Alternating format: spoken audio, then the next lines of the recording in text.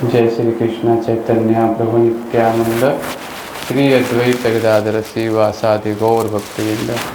हरे कृष्णा कृष्ण कृष्ण हरे हरे, हरे Ram Ram Ram Hare Hare. Bhagavad Gita class स्थान गोत्रा में सभी भक्तों का स्वागत है। आज हम भगवत गीता के 7वें अध्याय में और 24 नंबर श्लोक के बारे में चर्चा करेंगे।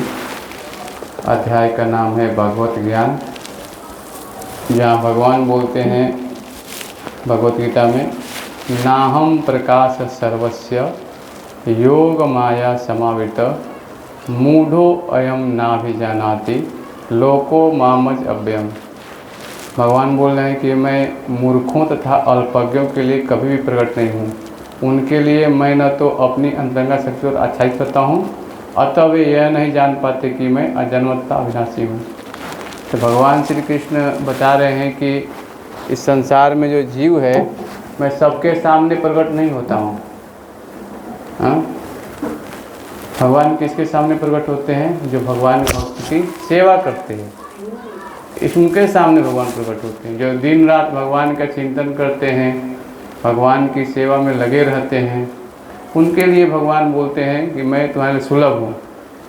स्वाभाविक है कि हमारे घर में भी कोई मेहमान आता है, केवल हम बातें नहीं करते, क्या करते हैं? उनके देखभाल करते हैं, उनके सब सेवा करना पड़ता है, तो वो हमसे प्रसन्न हो जाते हैं। यह तर्क दिया जा सकता है कि जब कृष्ण इस पृथ्वी पर विराजमान थे तो सबों के लिए दृश्य थे, तो अब वे सबों के समक्ष क्यों नहीं प्रकट होते? तो भगवान द्वारिका में जब आए थे तो सब लोग कृष्ण को जानते थे, देखते थे, सेवा करते थे, है कि नहीं? तो बोल रहे हैं कि अब क्यों नहीं प्रकट होते हैं। किंतु वास्तव में वे हर एक के लिए समझ प्रकट नहीं थे। जब कृष्ण विद्यमान थे तो उन्हें भगवान के रूप में समझने वाले व्यक्ति थोड़े ही थे। तो बताया गया कि भगवान जब द्वारिका में थे और भगवान वृंदावन में, तो बहुत सारी लीलाएं भगवान ने तो किया है, लेकिन सब लोग भगवान के रूप में उनको नहीं जानते थे। कुछ जानते थे, कुछ नहीं जानते थे, ऐसा है। तो बताया गया है कि जब कुरु सभा में शिशुपाल ने कृष्ण के सभाध्यक्ष चुने जाने पर विरोध किया तो भीष्म ने कृष्ण का नाम समर्थन किया। तो शिशुपाल जो है भगवान का द्वेष करता था उनसे, शिशुपाल। और जो भीष्म हैं वो बोल रहे हैं कि कृष्ण का राज्याभिषेक किया जाए राज्यसभा में। तो बताया गया है कि इसी प्रकार पांडु तथा कुछ अन्य लोग भी परमेश्वर के रूप में जानते थे, किंतु सभी ऐसे नहीं थे। अभक्तों तथा सामान्य व्यक्ति के लिए वे प्रकट नहीं होते। इसलिए भगवद्गीता में कृष्ण कहते हैं कि उनके विशुद्ध भक्तों के अतिरिक्त अन्य सारे लोग उन्हें अपनी तरह समझते हैं। वे अपने भक्तों के समक्ष ही आनंद के आगार के रूप में प्रकट होते हैं। तो भगवान बोलते हैं कि जो भगवान के भक्त हैं, दिन भर भगवान की सेवा में लगे रहते हैं, तो भगवान उन्हें बुद्धि प्रदान करते हैं कि कैसे भगवान की सेवा किया जाए। क्योंकि अगर भगवान हृदय में, प्रत्येक जीव के हृदय में है, उनसे स्मृति विस्मृति सब कुछ हो रही है, लेकिन भगवान ऐसे हैं कि जो सुहृद है, बताया गया कि जो सुहृद है, भगवान का प्रिय भक्त है, भगवान उसके लिए क्या करते हैं? यहाँ बताया गया है कि परमेश्वर के रूप में जानते हैं। तो बताया गया है कि भगवद गीता में कृष्ण कहते हैं उनके विशुद्ध भक्तों के अतिरिक्त अन्य सारे लोग उन्हें अपनी तरह समझते हैं। वे अपने भक्तों के समक्ष आनंद के आगार के रूप में प्रकट होते हैं।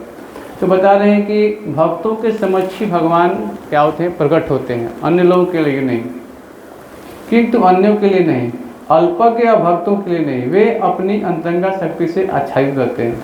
तो भगवान की दो शक्तियाँ हैं, एक अंतरंगा, एक बहिरंगा, दो शक्तियाँ। तो दोनों शक्तियों के बारे में यहाँ बताया गया है कि भगवान अंतरंगा शक्ति से आच्छादित रहते हैं, इसीलिए हम भगवान को देख नहीं पाते इन आँखों से।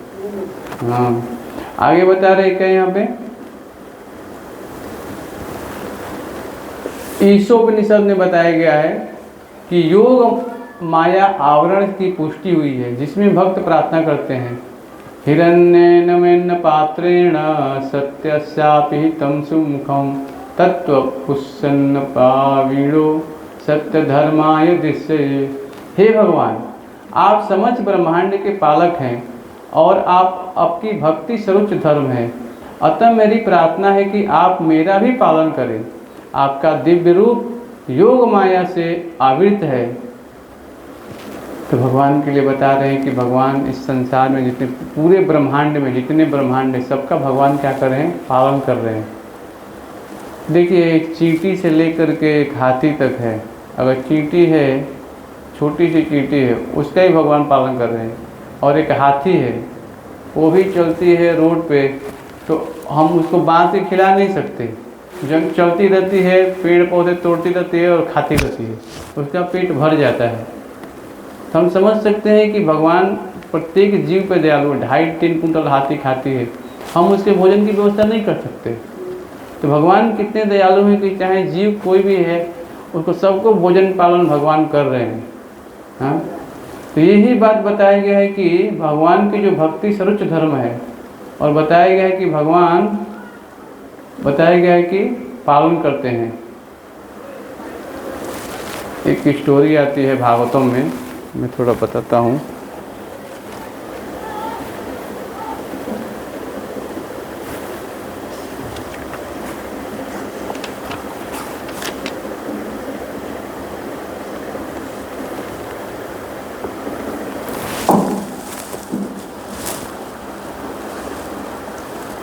ये भक्तों के संग के क्या फल होता है उसके बारे में बताया गया है कि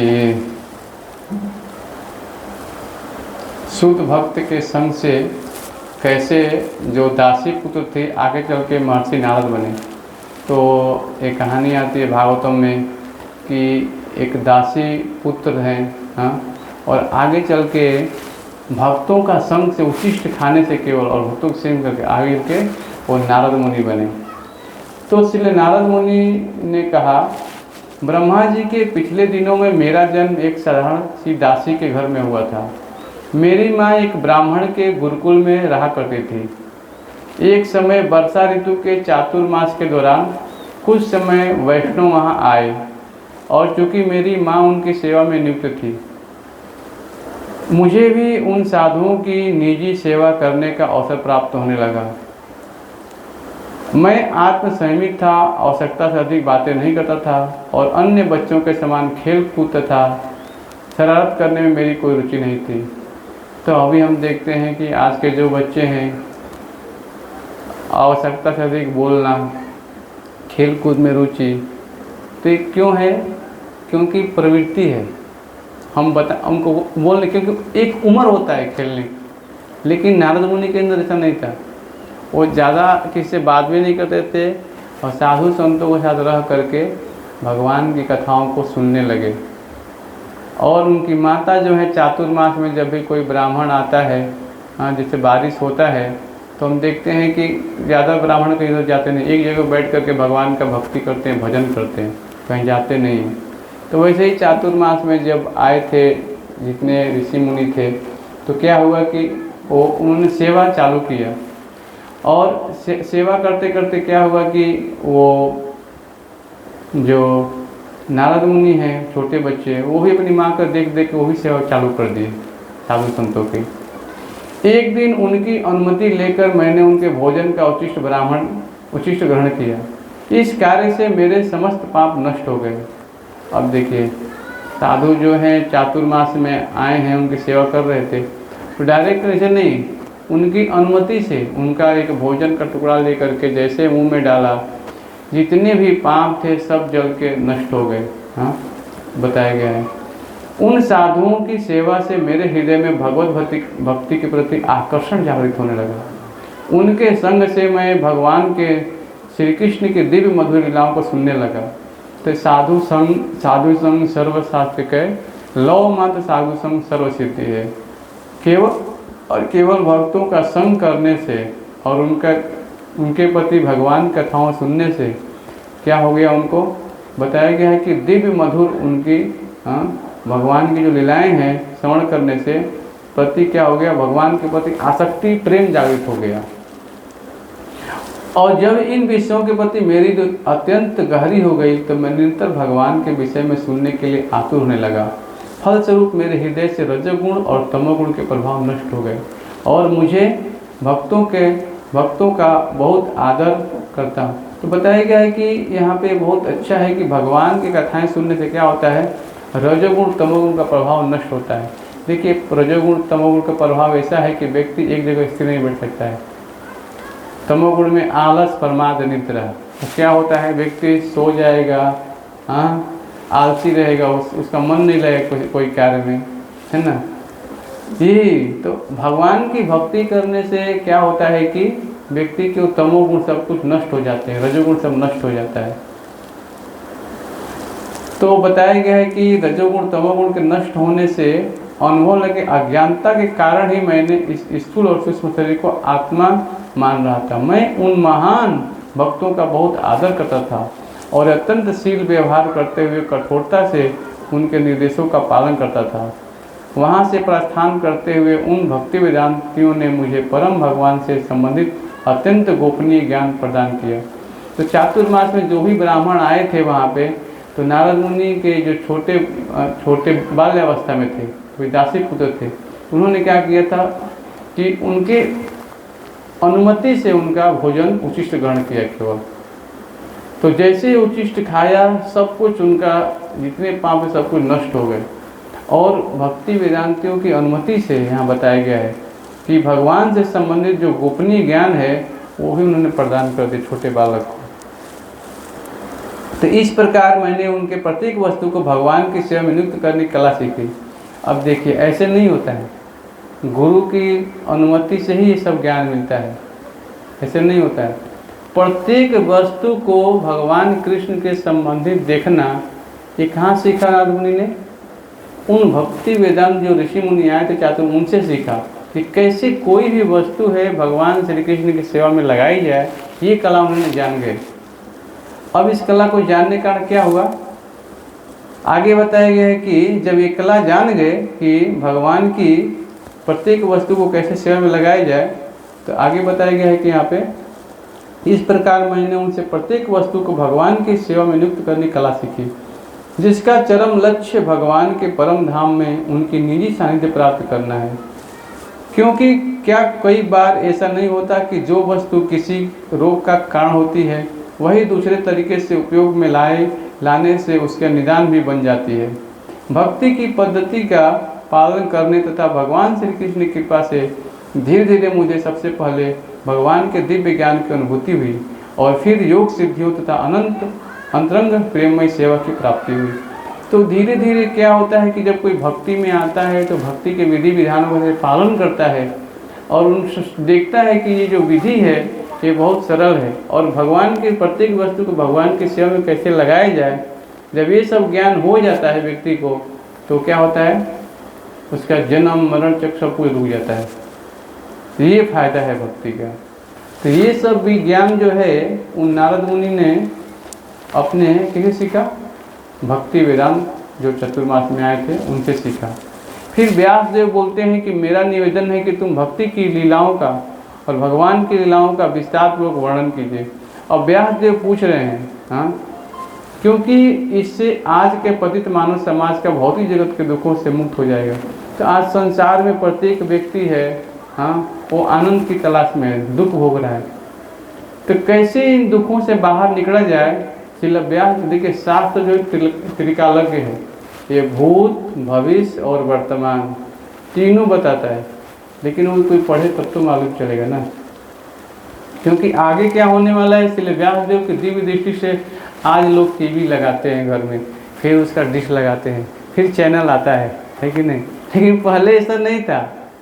हाँ, हम देखते हैं महाभारत के युद्ध में, हाँ, बैठे बैठे संजय बता रहे हैं, हाँ, भगवान ने ऐसे उनको दिया ज्ञान, चक्षु ज्ञान दिया, ऐसा दिव्य दृष्टि प्रदान किया कि बैठे बैठे वो देख के संजय बता रहे धृतराष्ट्र को। धृतराष्ट्र तो अंधा था, वो देख नहीं सकता था, तो उसको बताया जा रहा है। हाँ, तो ये विज्ञान आज के वैज्ञानिक बोलते हैं टीवी करके, अरे 5 साल पर इससे हाई फाई टेक्नोलॉजी थी है कि नहीं। हाँ, बैठे बैठे लोग देख लेते हैं, दिव्य दृष्टि। सोचिए इतना भारत भूमि तो तपस्या की भूमि है, यहाँ पे ऋषि मुनि इतना तपस्या किए हैं। हाँ, देखते हैं कि और स्टोरी आती है, ऋषि मुनि बैठे बैठे देख लेते थे क्या क्या हो रहा है, सोचो ऐसे। हाँ, तो ये सब भारत भूमि में था पहले। आज वो मोबाइल धीरे ले रही था, सब मैदानों का ये नीचे लोगों का ये है टेक्नोलॉजी है जो है कि नहीं। तो हमारा देखिए अभी भाई भगवान की व्यवस्था, और देखिए भगवान ने कितने सारे कैमरे फिट किए हैं, सूर्य चंद्रमा हवा, ये सब भगवान के कैमरे हैं, है कि नहीं। तो ये सब चीज़ें व्यास देव बता रहे हैं। हाँ, कि जो संसार में जीव है इनके कैसे मुक्ति होगी। फिर व्यास देव पूछते हैं कि महान जो साधु चले जाने के बाद क्या हुआ। हाँ, फिर ये सारा प्रश्न है। हाँ, फिर नारद मुनि बता रहे हैं कि उस समय मैं केवल 5 वर्ष का था और अपनी माँ की इकलौती संतान था। वह मुझे अत्यंत प्रेम करती थी और हर संभव प्रकार से मेरी देखभाल करती थी, परंतु चूंकि वह स्वयं दूसरों पर आश्रित थी, वह मेरे लिए कुछ अधिक नहीं कर पाती थी। तो माता है और पुत्र है, 2 ही है घर में लोग। और माता है, बेटे का अगर जीविका पालन करना है तो माता स्वयं जाती है सेवा करने के लिए। किसी घर पे गाय दूध है, खाना बना रही है अपने बच्चे का पेट पालन करने के लिए, इसलिए वो ज़्यादा नारद मुनि जो 5 साल के बाद उनकी सेवा नहीं करवा रही थी। और नारद मुनि भी क्या बता रहे हैं कि मेरे लिए वो कुछ कर नहीं पाती ज़्यादा। एक दिन संध्या के समय गायों का दूध निकालने के ज़्यादा समय उसे एक सांप ने डस लिया, तत्क्षण उसकी मृत्यु हो गई। इस घटना को भगवान की कृपा के रूप में देखा, क्योंकि मैं जानता था कि भगवान सदैव अपने भक्तों पर परम हित चाहते हैं। यद्यपि उस समय मुझे अपने गांव में से बाहर जाने कोई अनुभव नहीं था। मैंने तुरंत अपना घर त्याग दिया और उत्तर की दिशा में निकल पड़ा। तो ये सारा विधि है भक्ति के। बालक सोच रहा है कि अब मैं भगवान पे पूरी तरह आश्रित हो गया हूँ।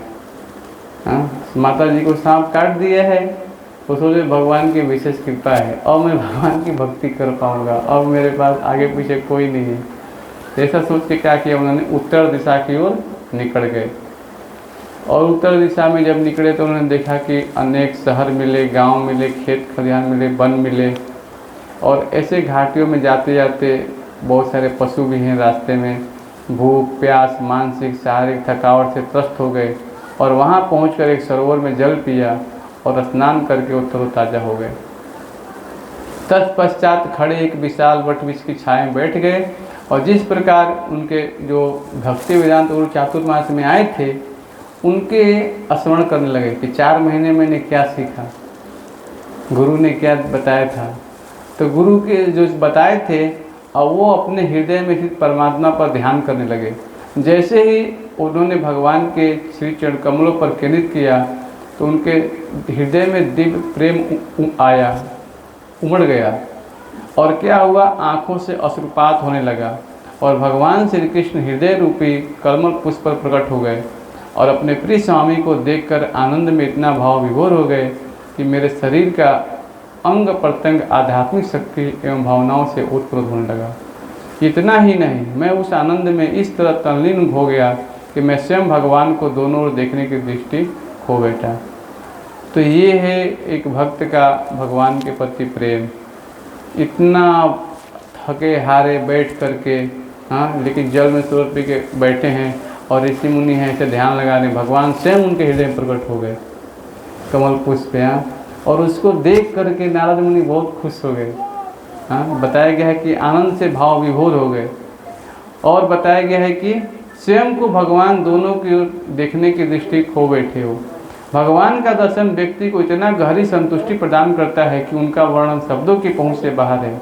इसलिए दृष्टि से भगवान का दर्शन ओझल होने पर मेरा मन अत्यंत उद्विग्न हो गया और मेरे मन को गहरा आघात पहुंचा। तो एक बार देखते हैं कि भगवान स्वयं प्रकट हो रहे हैं लेकिन कुछ समय बाद तुरंत ओझल हो गए। ज़्यादा देर तक नहीं दृष्टि दे पाए उनको, थोड़ी देर बाद ओझल हो गए।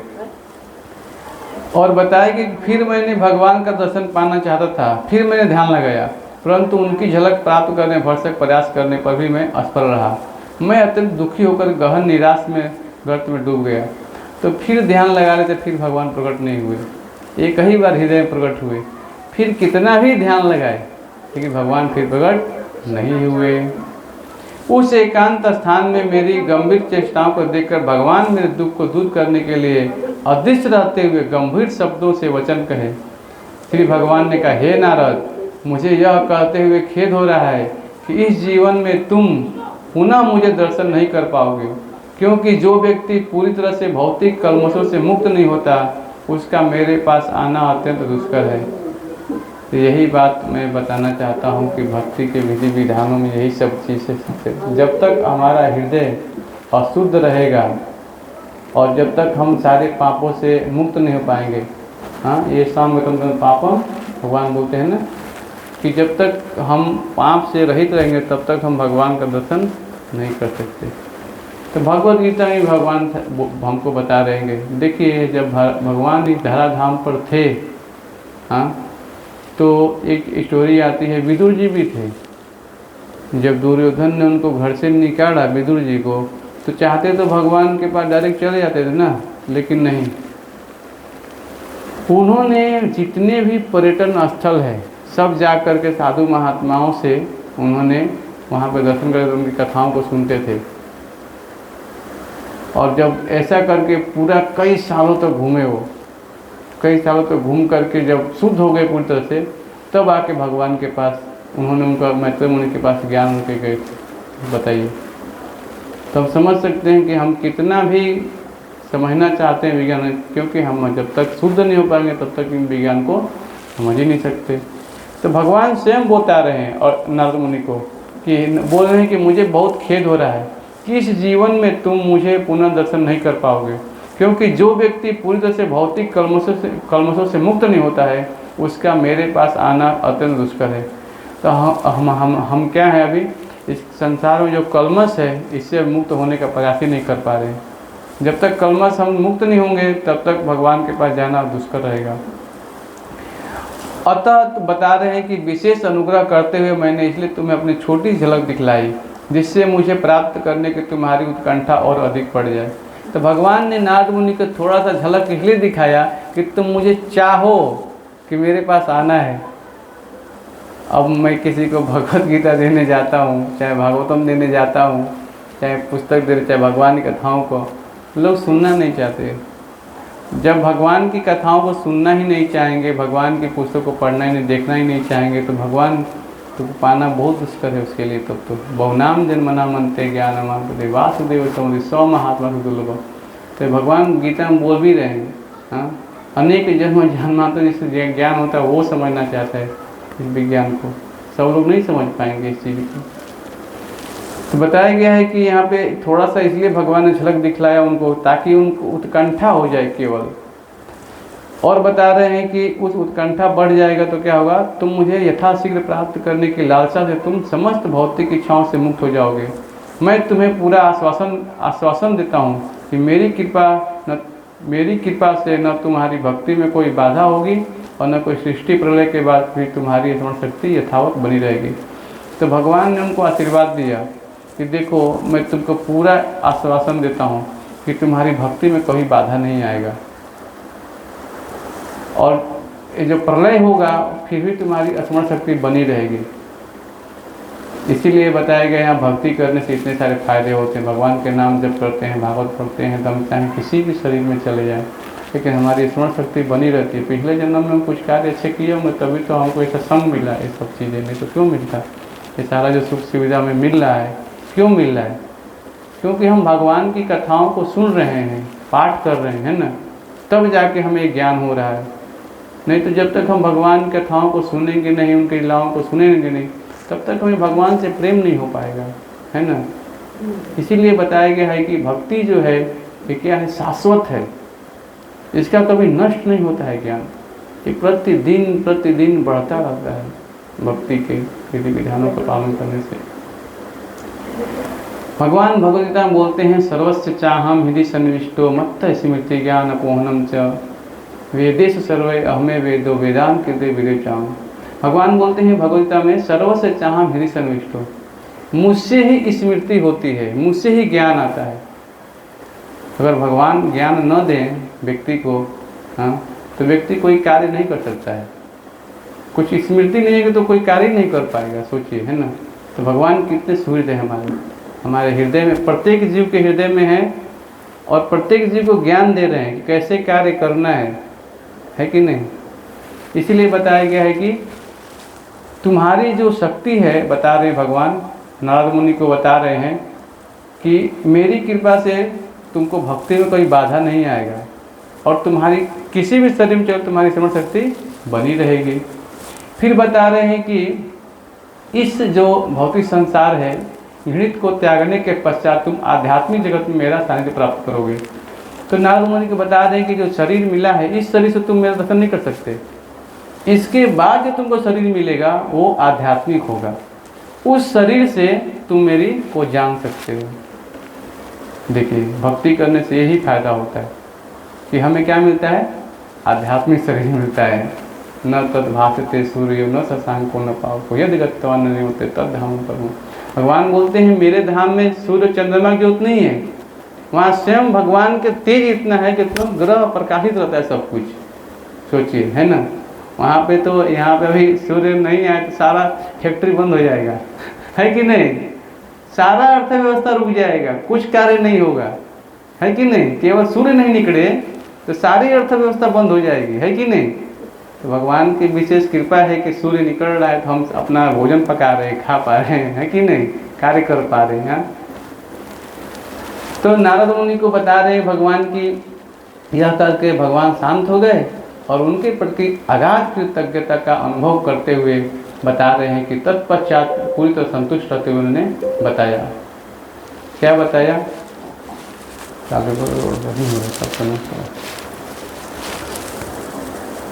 आगे बता रहे हैं क्या, पढ़िए।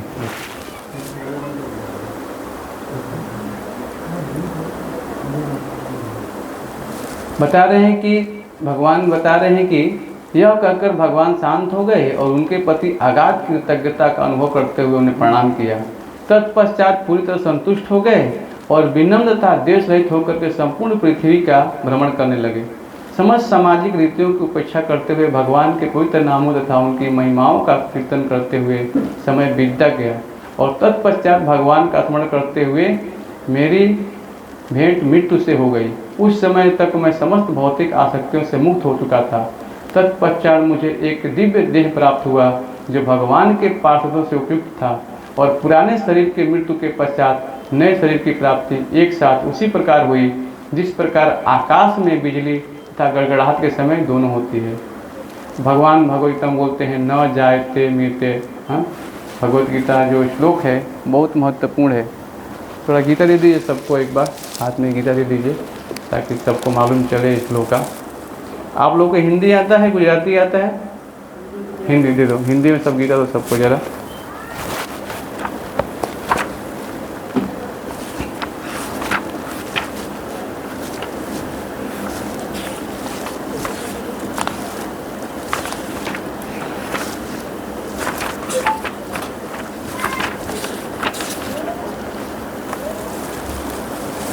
ये कहानी चल रही थी नारद मुनि की, जो पिछले जन्म में दासी पुत्र थे।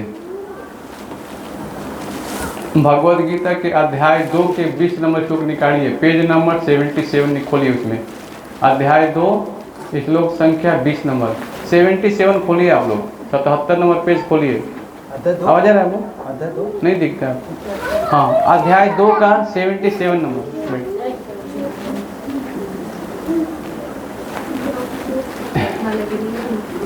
कोई बात हाथ नीचे नहीं रखना है, ऊपर रखिए, ऊपर रखिए, ऊपर रखिए, नीचे नहीं रखिए। चलिए मेरे पीछे बोलिए। न जायते म्रियते वा कदाचिन नायं भूत्वा भवितवान भूय अजो नित्यं शाश्वतोऽयं पुराणो न हन्यते हन्यमाने शरीरे। मेरे पीछे बोलिए। आत्मा के लिए किसी भी काल में न तो जन्म है न मृत्यु, वह न तो कभी जन्मा है न जन्म लेता है। और न जन्म लेगा, वह अजन्मा नित्य शाश्वत तथा पुरातन है। शरीर के मारे जाने पर वह मारा नहीं जाता। अब किसको किसको नया कपड़ा अच्छा लगता है पहनने में, हाथ उठाइए। हमको तो बहुत अच्छा लगता है अच्छा लगता है, सबको अच्छा लगता है। अब एक चीज़ सोचिए, शरीर जब जर्जर हो जाता है, हाँ, शरीर जर्जर हो जाता है तो बाल सफेद, अगर शरीर से आत्मा निकल जाता, शरीर तो रोज होते प्रभु चले गए चले गए, अरे उनको नया कपड़ा मिलेगा, आत्मा हम अच्छे कर्म करेंगे तो अच्छा शरीर मिलेगा हमको। तो नारद मुनि जी यही बताएंगे, पिछले जन्म में वो दासी के पुत्र थे लेकिन भगवान की भक्ति किए तो भगवान बता रहे हैं कि उन्हें मृत्यु होने पर आध्यात्मिक शरीर मिला। आध्यात्मिक शरीर कैसा होता है? हाँ, सच्चित आनंद में होता है।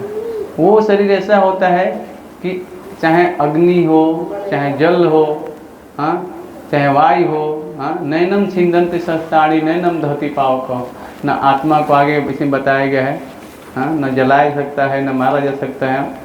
देखिए यहाँ पर लिखा है उसी श्लोक में 23 नंबर खोलिए, आगे नंबर 23 नंबर, हाँ 23 नंबर श्लोक 81 पे लिखा है। 20 अभी पढ़ा ना, 23 नंबर श्लोक खोलिए, मेरे पीछे बोलिए। नैनम छिंदन्ति शस्त्राणि नैनम दहति पावक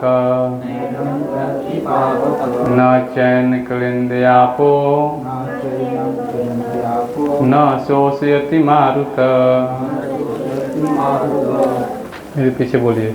यह आत्मा न तो कभी किसी शस्त्र द्वारा खंड खंड किया जा सकता है, न अग्नि द्वारा जलाया जा सकता है, न जल द्वारा भिगोया या वायु द्वारा सुखाया जा सकता है।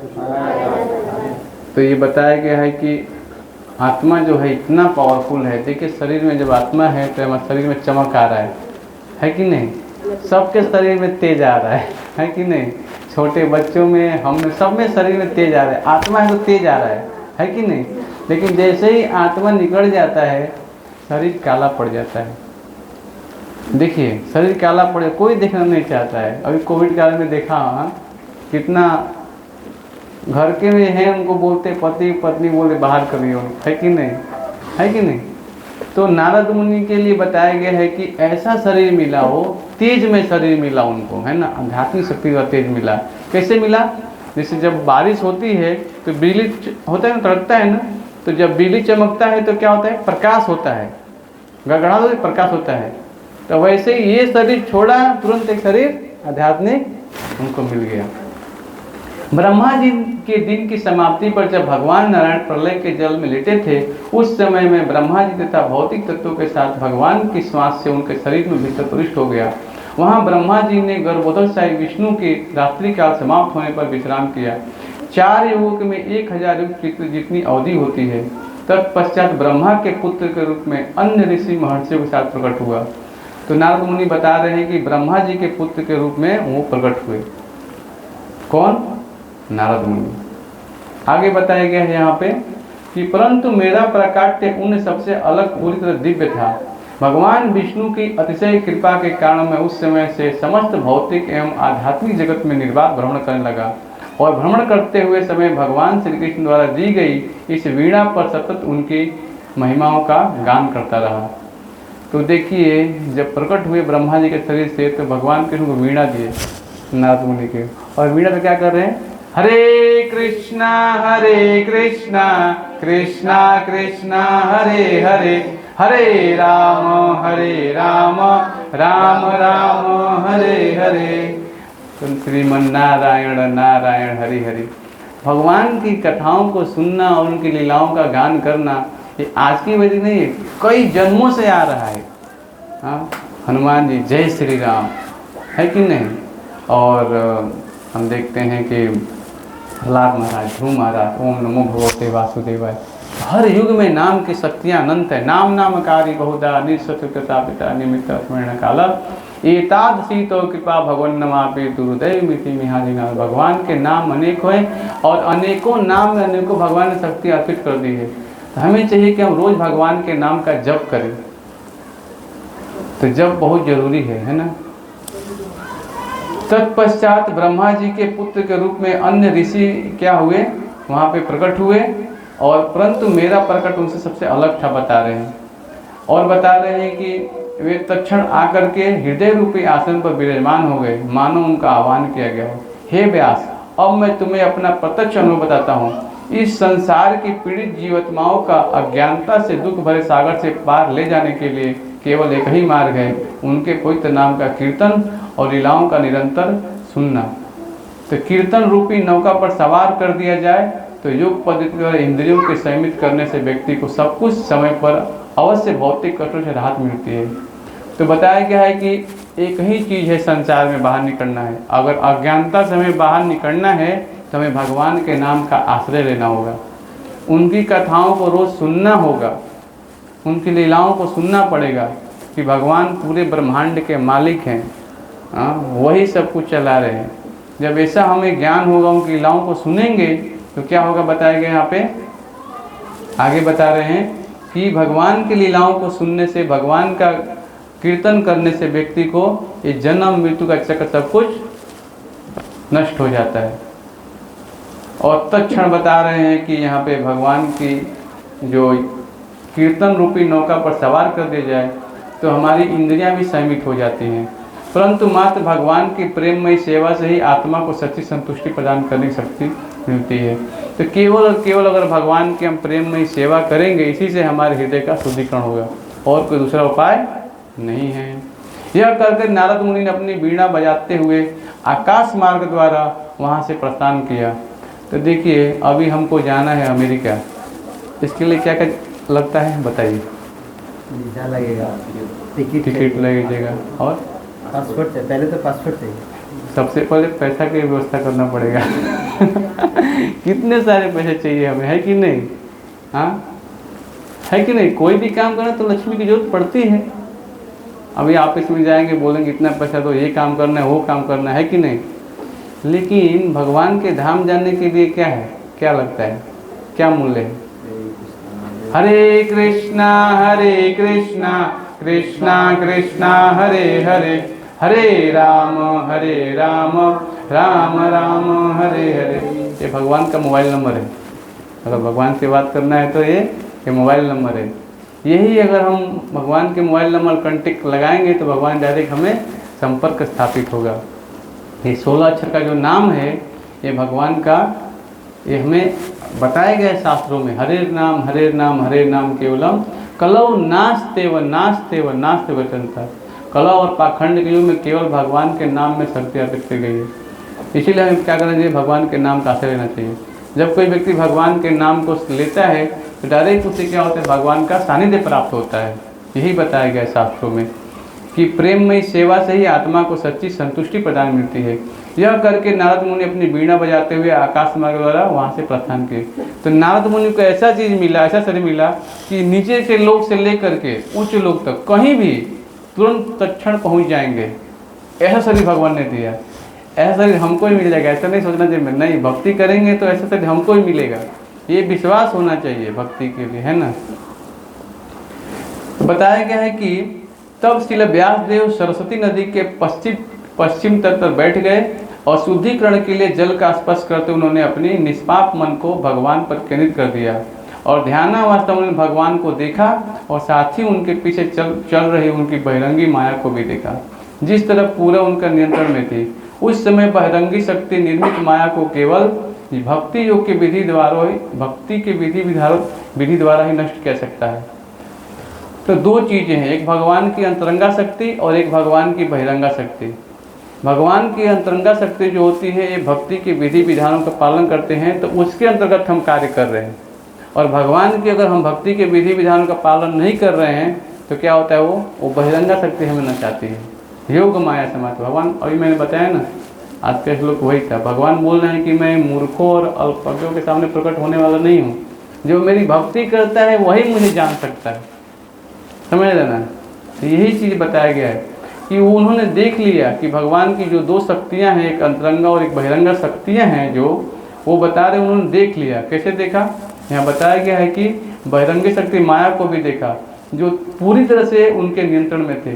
तो आप देखिए भगवत गीता में एक पिक्चर बनाया गया है, आप लोग देखिए यहाँ पे, बहुत अच्छा है, आप लोगों को मालूम चलेगा। ये जो पिक्चर है ना, आप देखिए, खोलिए। संसार के सारे भौतिक कार्यकलाप प्रकृति के 3 गुणों के अधीन संपन्न होते हैं। यद्यपि प्रकृति के 3 गुण परमेश्वर कृष्ण अद्भुत हैं, फिर भी भगवान कृष्ण उनके अधीन नहीं होते।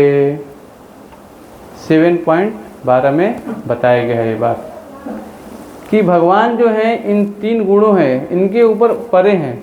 वो भगवान श्री कृष्ण इन गुणों के अधीन नहीं होते, इन तीनों गुणों से परे हैं। हम इन तीनों गुणों के अंदर आते हैं, और हम क्या होता है, भगवान हमें घुमाते हैं, नचाते हैं। जैसे हम सोचते हैं, हमारी इच्छा होती है ना, वैसा ही हम कार्य करने लगते हैं। सोचते हैं कि मैं कर रहा हूँ, हम कुछ नहीं कर रहे, प्रकृति हमें नचा रही है, गुण हमें क्या कर रहे, घुमा रहे, समझ रहे ना। इसीलिए हमें समझना चाहिए कि भक्ति जब हम करते हैं तो क्या होता है कि हमें मालूम चलता है ना, कि कैसे कार्य हो रहा है। उस बहिरंगा शक्ति द्वारा निर्मित माया को केवल भक्ति योग के विधि विधानों द्वारा ही नष्ट किया। चूँकि जन सामान्य उस विधि से अनजान था और श्रील व्यास देव ने इस महान ग्रंथ श्रीमद् भागवतम की रचना की। इस अद्भुत ग्रंथ के श्रवण मास से तत्क्षण हृदय में भगवान श्री कृष्ण के प्रति दिव्य प्रेम अंकुरित हो जाता है और शोक मोह तथा भय रूपी अग्नि पूर्णतः समन कर देती है। प्रभु भागवतम लाइएगा जरा। तो ये है भागवतम की महिमा, ये देखिए, ये श्रीमद् भागवतम है। ये इसमें 18,000 श्लोक हैं। श्रीमद् 12 स्कंद होता है, जिसमें 18 मोटी मोटी, ये पहला स्कंद है। ऐसे ना ये भगवत गीता है, इसमें 700 श्लोक है। ये जो आप देख रहे हैं ना, ये भगवत गीता है, ये 700 श्लोक है इसमें। और इसमें क्या है, 18,000 श्लोक है। अभी मैं बोलूँ कि आपको भगवत गीता रोज़ 700 श्लोक पढ़ना है, आप बोलेंगे टाइम नहीं है कि नहीं। एक श्लोक 2 श्लोक रोज़ पढ़ना ही चाहिए हमें, है कि नहीं। और भगवान श्री कृष्ण ने 11,000 करीब श्लोक बोला इसमें, है ना। बाकी अन्य ऋषि मुनियों ने बोला है श्लोक, है ना। अगर ये ग्रंथ रहा श्रीमद् भागवतम जो है, इसमें बताया गया है, देखिए कैसे इसमें बताया गया। ब्रह्मांड, एक ब्रह्मांड है ना, एक ब्रह्मांड में 14 लोक हैं भगवान, हाँ देख रहे हैं ना। तो इसमें बताया गया है कि कोई व्यक्ति अगर केवल और केवल भागवतम पढ़ने के लिए इच्छा करे तो भगवान डायरेक्ट उनके हृदय में प्रकट हो जाते हैं, इच्छा मात्र करने से। और एक इसमें बताया गया है बहुत महत्वपूर्ण चीज़, कलयुग के अज्ञान रूपी अंधकार में पड़े हुए व्यक्तियों को सूर्य के समान तेजस्वी श्रीमद् भागवतम ही ज्ञानोदीप्त कर सकता है। तो ये बताया गया कलयुग में अंधकार है, क्यों? क्योंकि 4 चीज़ें प्रमुख हो रही हैं। क्या कर रहे हैं लोग? नशा ज़्यादा कर रहे हैं, मांसाहार कर रहे हैं, जुआ कर रहे हैं, अवैध संबंध रख रहे हैं। ये सब अज्ञानता है। इन अज्ञानता से अगर बाहर व्यक्ति को निकलना है तो ये ग्रंथ ही क्या करेगा? प्रकाश प्रदान करेगा। केवल ये भागवतम ही कलयुग जीवों से बाहर निकाल सकता है। तो ये जो शास्त्र हैं प्रमाणिक है। श्रील व्यास देव त्रिकालदर्शी थे, 5,000 साल पहले भी उन्होंने बता दिया आगे क्या होने वाला है। लोग पूछते हैं ना, इसमें लिखा है आगे क्या होने वाला, सब कुछ लिखा है, लेकिन अगर पढ़ेंगे तो मालूम चलेगा क्या होने वाला है कि नहीं। तो बहुत महत्वपूर्ण चीज़ है। कोई बैग में से जरा माला लगिएगा, तो वो रूम में है ना, पर माला रखा है, थोड़ी माला दिखाइए। काला कलर का थैला है ना सर, उसमें माला रखा है, छोटी छोटी नया वाली माला। यहाँ नहीं, हाँ रूम में।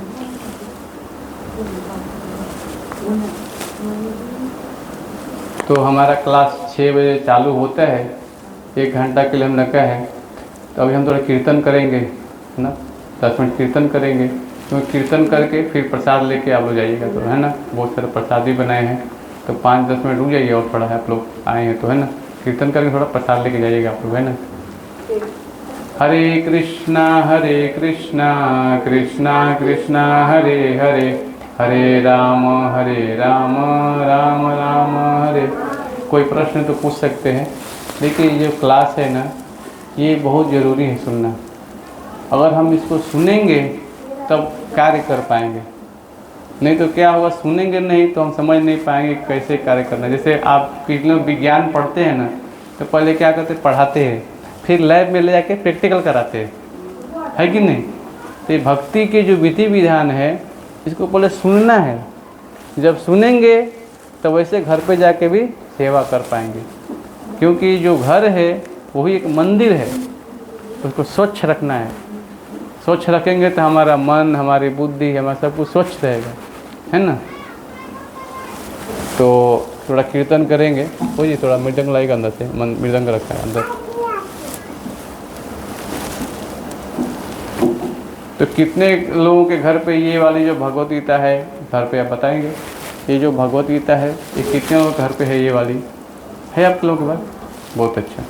इसमें क्या है कि एक एक श्लोक का यहाँ पे ना कहीं से निकालेंगे तो गुजराती में इसका मीनिंग है, अनुवाद है, और इसका भावार्थ भी है, और इसको हम पढ़ेंगे ना तो भगवान कहने के जाते हैं इसमें सब लिखा है ना।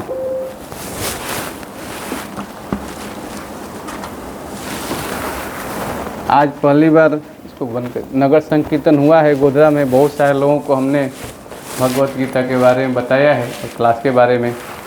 तो अगर आप लोग रोज़